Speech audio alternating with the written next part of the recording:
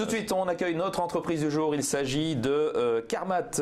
Carmat, le concepteur et développeur du cœur artificiel. Son directeur général est avec nous, Stéphane Piat. Bonjour. Bonjour Vincent. Votre actualité chez Carmat, c'est le lancement d'une augmentation de capital d'au moins 46 millions d'euros. Pourquoi faire cette opération aujourd'hui ? Oui, tout à fait. Donc, comme nous l'avions annoncé durant notre Assemblée Générale un peu plus tôt cette année, nous avions une trésorerie qui nous permettait d'arriver jusque, disons, le second trimestre de l'année prochaine. Et étant donné que l'année prochaine est une année cruciale pour nous en termes d'exécution de notre plan stratégique, nous voulions que le management soit serein et puisse se concentrer sur nos activités de base, le développement du cœur. C'est la raison pour laquelle on tenait à faire cette levée de fonds en fin d'année.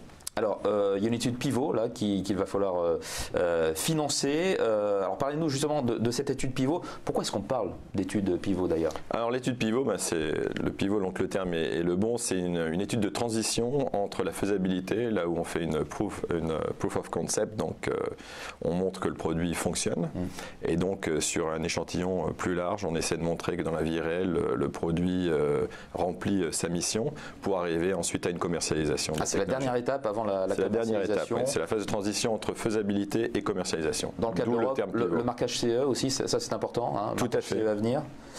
Où en est-on justement dans cette fameuse étude pivot ? Alors comme nous l'avions annoncé récemment, nous avons ouvert 2 nouveaux centres à l'étranger, Astana au Kazakhstan et Prague en République tchèque. Nous avons annoncé qu'on a fait des patients déjà dans ces centres, et donc notre but c'est de continuer avec eux et bien sûr dans d'autres pays très bientôt, nous le souhaitons. Très bien. Pourquoi est-ce qu'il faut aller au Kazakhstan ?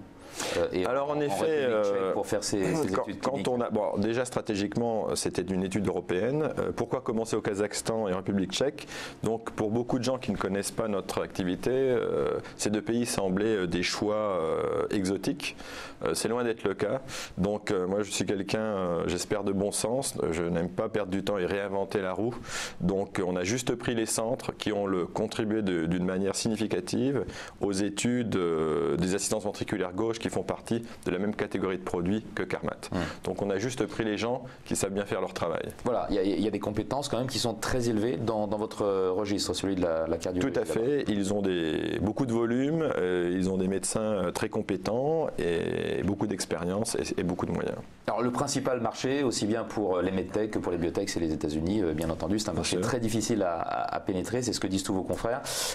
À quand déjà le lancement des essais aux États-Unis ? Bon, alors vous savez, c'est comme pour les autorisations dans les pays européens, donc c'est pour ça qu'on n'annonce jamais le nom des pays, parce qu'on ne sait jamais si on va à l'autorisation, même si la probabilité est fortement élevée.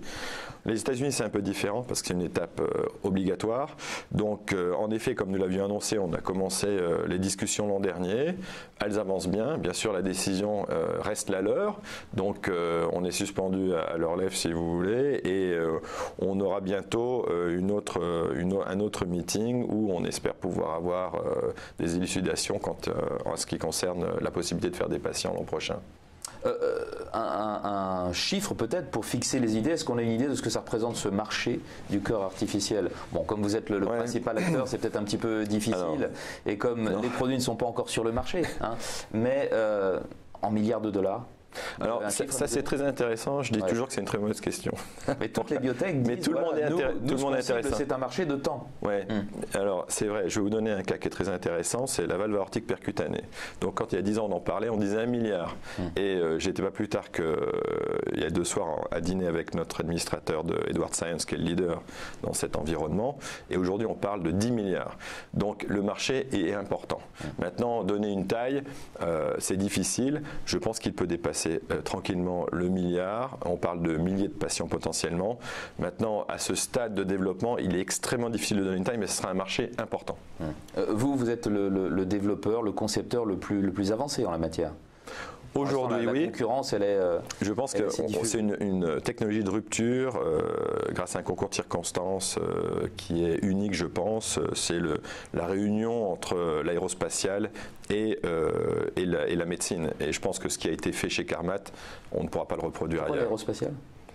C'était une rencontre il y a maintenant plus de 20 ans entre Jean-Luc Lagardère et Alain Carpentier qui avaient certaines affinités. Et pour la discussion, je vais la reporter telle que je la connais. Il y aura peut-être des inexactitudes, mais c'était donc un rendez-vous entre ces deux hommes, très clairvoyants et très visionnaires. Et Alain Carpentier disait mon prochain challenge après la valve avec tissu bovin, c'est vraiment de développer un cœur artificiel, mais pas comme celui américain. Un cœur qui fonctionne comme notre cœur humain, natif. Et Jean-Luc Lagardère aurait répondu « Qu'est-ce qu'il te faut ?» Tu sais, c'est assez difficile, parce que jamais personne ne l'a fait. Il faudra qu'on mette un implant dans le thorax et on devra le laisser jusqu'à la mort du patient sans pouvoir intervenir sur l'implant.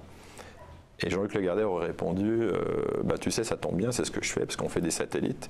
Et une fois qu'on envoie notre engin en orbite, la similitude. Exactement, on peut plus le tuer. C'est pour ça qu'ils ont pensé à ce système embarqué. On va en revenir à cette augmentation de capital. Dans quelles conditions les actionnaires qui vous soutiennent depuis le début vont pouvoir y souscrire? Tout à fait. Donc on a voulu ouvrir cette souscription à tous nos actionnaires historiques. Donc on a fait une opération avec délai de priorité à titre irréductible. Donc tout le monde pourra participer à hauteur de la quote-part actuelle dans le capital. Bien sûr, comme toute opération offre publique, on a dû rassembler un engagement au préalable parmi nos historiques les plus importants. Et parmi ceux-ci, nous comptons et nous sommes contents de voir que les deux family office qui étaient rentrés au dernier tour dans le placement privé veulent renforcer considérablement leur présence. Donc je parle de Babalia et Santé Holding, j'en suis d'autant plus heureux. C'est les actionnaires de référence qui soutiennent l'opération. Et on en est d'autant plus heureux que ce sont des entrepreneurs de succès. Et aujourd'hui, dans notre phase de développement, on est justement en train de penser à la commercialisation et c'est le profil d'acteurs dont on a besoin pour pouvoir nous aider dans la gouvernance à développer la société. On dit au moins 46 millions d'euros, mais ça peut aller jusqu'à quoi? Si on exerce la clause d'extension, on pourrait aller jusqu'à 52,9 pour être précis. Donc on espère que les gens seront au rendez-vous. Nos actionnaires historiques sont au rendez-vous, les plus importants.